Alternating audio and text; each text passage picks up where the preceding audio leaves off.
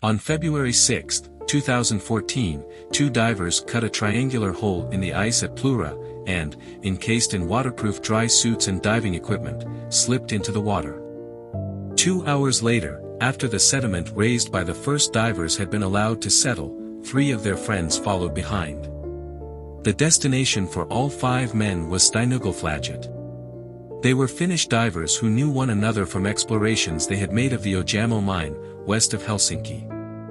As was the custom of the group, no one was in overall command, but the first diver to set off was Patrick Grönqvist, one of a trio of Finns who had discovered the passage between the caves the year before. He was diving with his good friend Jari Huterinen, who was attempting the traverse for the first time. The trip was at the extreme end of a dangerous sport. While most amateur divers might restrict themselves to dives of between 30 minutes and an hour, at a depth of 30 m or so, the trip to Steinugleflaget would be a 5-hour dive, with the aid of underwater scooters, to depths of more than 130 m. The deeper part is very demanding, very cold water and narrow tunnels, and deep as well. It is the world's deepest sump that has been dived through, says Grönqvist. At such depths and temperatures, a tear in a dry suit on the sharp cave floor could result in death. There is also the possibility of equipment failure, and hypercapnia, carbon dioxide poisoning. Carbon dioxide absorbs into the bloodstream much faster and easier at depth, says Grönqvist. Cave divers use rebreathers, which artificially absorb the carbon dioxide they exhale, but these can become overloaded if the divers start breathing quickly, and at depth it is more difficult for them to control their breathing. If you have to do anything physical, swim harder or faster or anything, that's very dangerous, says Grönqvist. Hypercapnia can be deadly, but even a mild case may cause confusion and disorientation, which in a deep cave is liable to have serious consequences. About an hour into the dive, shortly after the pair had swum through the deepest section and were about 110 m lower than the cave entrance at Plura, Grönqvist realized that Huterinen was not behind him. He went back and found his friend had become stuck in a narrow section of the cave, entangled in a cord connected to a piece of his equipment. He was using his torch to signal distress. Huterinen seemed to be starting to panic, which meant he risked breathing too fast. Grönqvist gave him a cylinder of gas to reduce the amount of carbon dioxide in his system, but while Huterinen was switching mouthpieces, he started helplessly swallowing water. To Grönqvist's horror, his friend died in front of his eyes, but getting agitated would put Grönqvist himself at risk of hypercapnia. After a brief effort to free the body, he forced himself to calm down. There was nothing for it but to continue to Steinugleflaget, very slowly. Divers who have spent time in deep water cannot go straight to the surface because of the risk of decompression sickness, another potentially fatal hazard. The deeper the dive, the longer the decompression. Because he had stopped to help his friend, spending about 20 minutes at a depth of 110 m, Grönqvist knew he would have to spend hours making additional decompression stops before surfacing. He also knew that at some point the second group of divers would find Huterinen's body blocking their way. The first diver in the second team was Vesa Rantanen.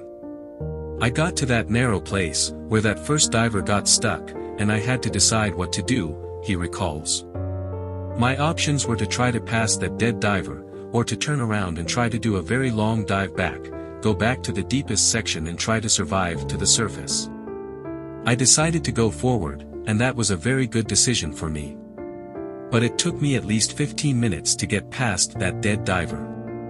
He eventually met up with Grönqvist, but Rantanen struggled to pass. Huterinen's body had added 3 hours to his decompression time. Because he began to run low on gas, he was forced to surface 80 minutes early. Soon afterwards, he began to suffer mild pains in his knees and elbows. These symptoms of decompression sickness, often called the bends, grew steadily more serious over the following hours. Rantanen later found out that while he had been struggling to pass Huterinen's body, the diver behind him, Jari Jusimaki, was also running into difficulties. Norwegian police believe Jusimaki panicked after he reached the scene of the first accident. The fifth and final diver, Kai Kenkinen, tried unsuccessfully to come to Jusimaki's aid. In interviews, Kankinen has said his memories of exactly what happened are sketchy. He was unavailable to contribute to this article. But unlike Vesa Rantanen, Kankinen decided not to push through to Steinugleflaget. Instead he turned around and swam the long way back to the starting point. He finally emerged from the cave in the early hours of the next day, more than 11 hours after setting off on a dive that was supposed to take 5 hours. By the time he reached Plura, he had to break a thin layer of ice to climb out of the water. The 3 survivors were all hospitalized with decompression sickness. The Norwegian authorities took statements from them and closed the Plura cave. In the cave diving world, discovering how caves are linked together is a weighty achievement, one of the ultimate goals of the whole sport. When Gronqvist had made his original traverse of the Plura caves in 2013, he had done it with Kai Kankinen and a third team member, Sami Pakarinen. Equipped with a dry sense of humor and a passing physical resemblance to Hollywood tough guy Vin Diesel, Pakarinen had been diving longer than any of the others. At the time of the accident he was teaching a diving course in Mexico. When you wake up and you see that there are 10 missed calls and 10 messages on the phone, you know immediately that something is wrong, he says. Pakarinen spoke to the 3 survivors on the phone from hospital, then spent the day walking around his hotel courtyard. He had trained both the victims and counted them as good friends. He felt unable to go in the water to teach, but he was unsure what he could usefully do. Eventually he fielded a Skype call from the British cave diver Rick Stanton. World-renowned for his rescue and recovery work in caves, Stanton had a feeling he would be asked to travel to Plurdaland to retrieve the bodies. He had done a recovery there in 2006, and had already started to find out what he could. Sure enough, before long Stanton received a request for help from the Norwegian police, and 2 weeks later, he and 2 other British divers, John Valenthin and Jason Mallinson, clambered into Steinugleflaget. But when they dived down to survey the site of Hutarinen's accident, they discovered that he could not be readily freed from the Steinugleflaget side, and he blocked access to the second victim, Yosemaki. It was evident that it was going to be quite a protracted affair, lots of dives, down deep and cold, and that was really beyond our remit, says Stanton. The only alternative was to perform the traverse from Plura all over again, and thus gain access to the victims from the other side. Stanton says that he and his fellow divers considered it, and decided it was too risky. So the Norwegian police called off the recovery. At that point Gronqvist, a firefighter by trade, made Jari Hutarinen's wife a promise. I told the widow that we would go and get them, he recalls. I told her that they are not going to be left there, that we would think of something. Having the bodies would help the families grieve, and would also help to prevent lengthy delays to insurance and inheritance settlements. He soon discovered his friends had all had the same idea. Everyone was waiting for the SMS, he says. All 3 survivors would be involved, plus Pakarinen.